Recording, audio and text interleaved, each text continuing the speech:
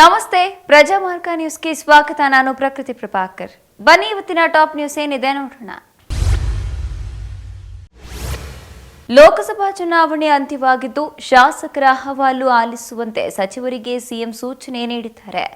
ಲೋಕಸಮರದ ಬಳಿಕ ಶಾಸಕರ ವಿಶ್ವಾಸ ಗಳಿಸುವಂತೆ ಸಚಿವರಿಗೆ ಸಿಎಂ ಸೂಚನೆಯನ್ನ ನೀಡಿದ್ದು, ರಾಜ್ಯದಲ್ಲಿ ಕಾಂಗ್ರೆಸ್ ಸರ್ಕಾರ ಪತನದ ಬಗ್ಗೆ ಮಹಾರಾಷ್ಟ್ರ ಸಿಎಂ ಹೇಳಿಕೆ ವಿಚಾರವಾಗಿ ಸಿಎಂ ಸಿದ್ದರಾಮಯ್ಯ ಅಲರ್ಟ್ ಆಗಿದ್ದಾರೆ ಎನ್ನಲಾಗ್ತಿದೆ. ಮಾಜಿ ಸಿಎಂ ಕುಮಾರಸ್ವಾಮಿ ಅವರ ದೊಡ್ಡ ಕುಟುಂಬ, ಹೀಗೆಲ್ಲ ಆಗಬಾರದಿತ್ತು ಅಂತ ನನಗೂ ಬೇಸರವಿದೆ, ನೋವಿದೆ. ಅವರ ಕುಟುಂಬಕ್ಕೆ ಹಾಗೆಲ್ಲ ಆಗಬಾರದಿತ್ತು. ನಾನು ಕಷ್ಟಪಟ್ಟರೂ ಒಳ್ಳೆಯದೇ ಬಯಸುತ್ತೇನೆ. ಅದಕ್ಕಾಗಿ ದೇವರು ನನಗೆ ಗಟ್ಟಿಯಾಗಿ ರಕ್ಷಣೆಗೆ ಇದ್ದಾನೆ. ಇದೆಲ್ಲದಕ್ಕೂ ಸಮಯವೇ ಉತ್ತರ ಕೊಡುತ್ತದೆ. ಆದರೆ ನನ್ನ ಬ್ರದರ್ ಕುಮಾರಣ್ಣನಿಗೆ ಮಾತ್ರ ಅಸೆಂಬ್ಲಿಯಲ್ಲಿ ಉತ್ತರ ಕೊಡುತ್ತೇನೆ ಎಂದು ಡಿಸಿಎಂ ಡಿಕೆ ಶಿವಕುಮಾರ್ ಹೇಳಿದ್ದಾರೆ. ಕಾಂಗ್ರೆಸ್ ಸರ್ಕಾರ ರೈತರ ಸಮಸ್ಯೆಗೆ ಸ್ಪಂದಿಸುವ ಕೆಲಸ ಮಾಡುತ್ತಿಲ್ಲ ಎಂದು ಮಾಜಿ ಮುಖ್ಯಮಂತ್ರಿ ಎಚ್.ಡಿ. ಕುಮಾರಸ್ವಾಮಿ ಆರೋಪಿಸಿದ್ದಾರೆ. ಬೆಂಗಳೂರಿನಲ್ಲಿ ಮಾತನಾಡಿದ ಅವರು, ಯಾವ ಕಡೆಯಿಂದ ನೋಡಿದ್ರೂ ರೈತರ ಸಂಕಷ್ಟಕ್ಕೆ ಕೊನೆಯೇ ಇಲ್ಲ ಎನ್ನುವಂತಾಗಿದೆ. ಹೆಸರಿಗೆ ಅನ್ನದಾತ, ಆದರೆ ಅವರ ಕಣ್ಣೀರು ಒರೆಸೋ ಅವರಿಗೆ ದಾತನಾಗಿ ನಿಲ್ಲಬೇಕಿದ್ದ ರಾಜ್ಯ ಕಾಂಗ್ರೆಸ್ ಸರ್ಕಾರ ಕೈಕಟ್ಟಿ ಕೂತಿದೆ ಎಂದು ಕುಮಾರಸ್ವಾಮಿ ದೂಷಿಸಿದ್ದಾರೆ. ಕೇಂದ್ರದಲ್ಲಿ ಇಂಡಿಯಾ ಕೂಟ ಅಧಿಕಾರಕ್ಕೆ ಬಂದರೆ ಬಿಜೆಪಿ ಸರ್ಕಾರ ಬಡವರಿಗೆ ನೀಡುತ್ತಿರುವ ಉಚಿತ ಪಡಿತರ ಪ್ರಮಾಣವನ್ನು ದ್ವಿಗುಣಗೊಳಿಸುತ್ತೇವೆ. ಇನ್ನು ಸುದ್ದಿಗೋಷ್ಠಿಯನ್ನು ಉದ್ದೇಶಿಸಿ ಮಾತನಾಡಿದ ಪ್ರಿಯಾಂಕ್ ಖರ್ಗೆ, ಕಾಂಗ್ರೆಸ್ ಆಹಾರ ಭದ್ರತಾ ಕಾಯ್ದೆಯನ್ನ ತಂದರೂ ಬಿಜೆಪಿ ಏನೂ ಮಾಡಲಿಲ್ಲ. ನೀವು 5 ಕೆಜಿ ನೀಡ್ತಿದ್ರಿ. ಇಂಡಿಯಾ ಕೂಟದ ಸರ್ಕಾರ ರಚನೆಯಾದರೆ ನಾವು ಬಡವರಿಗೆ 10 ಕೆಜಿ ಉಚಿತ ಪಡಿತರ ನೀಡುತ್ತೇವೆ ಎಂದಿದ್ದಾರೆ. ಪ್ರಜ್ವಲ್ ವಾಪಸ್ ಬಂದಿಲ್ಲ. ಎಸ್ಐಟಿನನ್ನ ಬಂಧಿಸಿ ಕರೆತಂದಿಲ್ಲ. ಸಿಬಿಐನವರು ತನಿಖೆ ನಡೆಸಿದ್ರೆ ಪ್ರಜ್ವಲ್ನನ್ನ ಕರೆತರಬಹುದು ಎಂದ ಅವರು, ಹಾಸನ ಕಾಂಗ್ರೆಸ್ ಕಾರ್ಯಕರ್ತರ ಬಳಿಯೂ ವಿಡಿಯೋ ಮತ್ತು ಪೆನ್ ಡ್ರೈವ್ ಇದೆ. ಕಾಂಗ್ರೆಸ್ ಕಾರ್ಯಕರ್ತರ ಮೊಬೈಲ್ಗಳನ್ನು ಚೆಕ್ ಮಾಡಲಿ. ಯಾಕೆ ಕಾಂಗ್ರೆಸ್ ಕಾರ್ಯಕರ್ತರ ವಿಚಾರಣೆ ಮಾಡಿಲ್ಲ? ಇದೆಲ್ಲ ದೊಡ್ಡ ಪ್ರೀಪ್ಲಾನ್ ಮಾಡಿಯೇ ಕಾಂಗ್ರೆಸ್ಸಿಗರು ಮಾಡ್ತಿದ್ದಾರೆ ಎಂದು ಆರ್ ಅಶೋಕ್ ತಿಳಿಸಿದ್ದಾರೆ.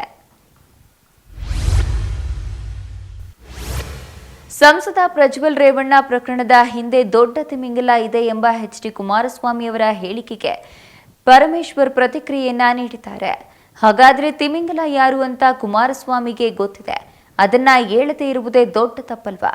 ತಿಮಿಂಗಲ ಯಾರು ಅಂತ ಎಚ್.ಡಿ. ಕುಮಾರಸ್ವಾಮಿ ಹೇಳಿಬಿಡಲಿ. ಪ್ರಜ್ವಲ್ ಎಲ್ಲಿದ್ದಾನೆ ಎಂದು ನಿಮಗೆ ಏನಾದರೂ ಗೊತ್ತಿದೆಯಾ?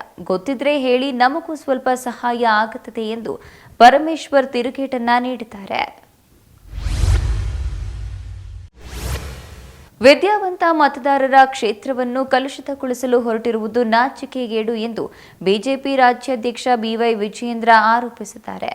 ಬೆಂಗಳೂರಿನಲ್ಲಿ ಮಾತನಾಡಿದ ಅವರು, ಸಾರ್ವತ್ರಿಕ ಚುನಾವಣೆಗಳಲ್ಲಿ ಬಡವರು ಮುಗ್ಧ ಮತದಾರರನ್ನ ಕ್ಷಣಿಕ ಆಮಿಷಗಳ ಮೂಲಕ ದಿಕ್ಕು ತಪ್ಪಿಸಿ ಪಾರದರ್ಶಕ ಚುನಾವಣಾ ವ್ಯವಸ್ಥೆಯನ್ನ ಮಲಿನಗೊಳಿಸುವ ಕಾಂಗ್ರೆಸ್ ಇದೀಗ ವಿದ್ಯಾವಂತ ಮತದಾರರ ಕ್ಷೇತ್ರವನ್ನ ಕಲುಷಿತಗೊಳಿಸಲು ಹೊರಟಿರುವುದು ನಾಚಿಕೆಗೇಡಿನ ಸಂಗತಿಯಾಗಿದೆ ಎಂದಿದ್ದಾರೆ.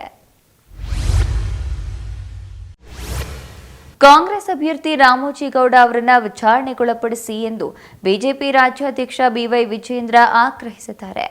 ಬೆಂಗಳೂರಿನಲ್ಲಿ ಮಾತನಾಡಿದ ಅವರು, ಚುನಾವಣಾ ಆಯೋಗ, ಪೊಲೀಸ್ ಹಾಗೂ ತೆರಿಗೆ ಇಲಾಖೆಗಳು ಅಭ್ಯರ್ಥಿ ರಾಮೋಜಿಗೌಡ ಅವರನ್ನ ವಿಚಾರಣೆಗೊಳಪಡಿಸಿ ಕಟ್ಟುನಿಟ್ಟಿನ ಕ್ರಮ ಕೈಗೊಂಡು ಚುನಾವಣೆ ನ್ಯಾಯೋಚಿತ ಮಾರ್ಗದಲ್ಲಿ ನಡೆಯುವ ವ್ಯವಸ್ಥೆ ರೂಪಿಸಲು ಆಗ್ರಹಪಡಿಸುವೆ ಎಂದು ಬಿವೈ ವಿಜಯೇಂದ್ರ ಹೇಳಿದ್ದಾರೆ. ಪತ್ನಿಗೆ ವಿಡಿಯೋ ಕಾಲ್ ಮಾಡಿ ಹೆದರಿಸುವಾಗಲೇ ಪತಿ ಮೃತಪಟ್ಟಿರುವಂತಹ ಘಟನೆ ಬಾಗಲಗುಂಟೆ ಪೊಲೀಸ್ ಠಾಣಾ ವ್ಯಾಪ್ತಿಯಲ್ಲಿ ನಿನ್ನೆ ನಡೆದಿದೆ. ಜಿಮ್ ಟ್ರೈನರ್ ಅಮಿತ್ ಕುಮಾರ್ ಮೃತ ದುರ್ದೈವಿಯಾಗಿದ್ದು, ಪ್ರೀತಿಸಿ ಮದುವೆಯಾಗಿದ್ದ ಪತ್ನಿ ನಡುವೆ ಜಗಳವಾಗ್ತಿದ್ದು, ಪತಿ ತೊರೆದ ಪತ್ನಿ ಬೇರೆಡೆ ವಾಸವಿದ್ರು. ಮನೆಗೆ ವಾಪಸ್ ಬರುವಂತೆ ಅಮಿತ್ ಕರೆ ಮಾಡಿ ಮನವಿ ಮಾಡ್ತಿದ್ದ.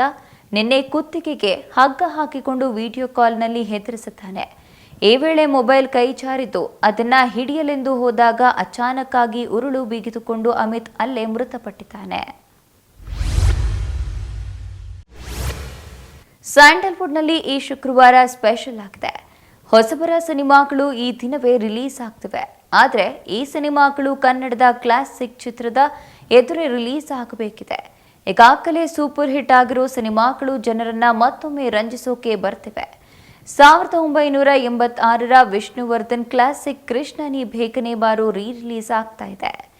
ವರದಿಗಳ ಪ್ರಕಾರ ಕರ್ನಾಟಕ ರಾಜ್ಯದಾದ್ಯಂತ 100ಕ್ಕೂ ಹೆಚ್ಚು ಚಿತ್ರಮಂದಿರಗಳಲ್ಲಿ ಈ ಚಿತ್ರ ತೆರೆ ಕಾಣ್ತಿದೆ. ಇದರ ಜೊತೆಗೆ 1998ರಲ್ಲಿ ತೆರೆ ಕಂಡಿದ್ದ ರಿಯಲ್ ಸ್ಟಾರ್ ಉಪೇಂದ್ರ ಅಭಿನಯದ ಎ ಸಿನಿಮಾ ಕೂಡ ರಿಲೀಸ್ ಆಗ್ತಾ ಇದೆ. ಈ ವಾರ ವಿಷ್ಣುವರ್ಧನ್ ಮತ್ತು ಉಪೇಂದ್ರ ಮುಖಾಮುಖಿಯಾಗಲಿದ್ದಾರೆ. ಇದಿಷ್ಟು ಈ ದಿನದ ಟಾಪ್ ನ್ಯೂಸ್. ವಿನೂತನ ಸುದ್ದಿಗಾಗಿ ನೋಡ್ತಾ ಇರಿ ಪ್ರಜಾಮಾರ್ಗ ನ್ಯೂಸ್. ಇದು ಜನಸಾಮಾನ್ಯರ ಧ್ವನಿ.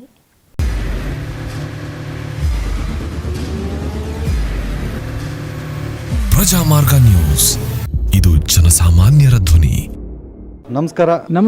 ನೀವು ನೋಡ್ತಾ ಇದ್ದೀರಾ ಪ್ರಜಾಮಾರ್ಗ ನ್ಯೂಸ್. ರಾಷ್ಟ್ರದ ರಾಜ್ಯದ ರಾಜಕೀಯದ ಬಗ್ಗೆ ಹೆಚ್ಚಿನ ಸಿನಿಮಾ ಅಪ್ಡೇಟ್ಗಳಿಗಾಗಿ ಫಸ್ಟ್ ಲೈಕ್ ಮಾಡಿ, ಸಬ್ಸ್ಕ್ರೈಬ್ ಆಗಿ, ಹಾಗೆ ಫಾಲೋ ಕೂಡ ಮಾಡಬೇಕು.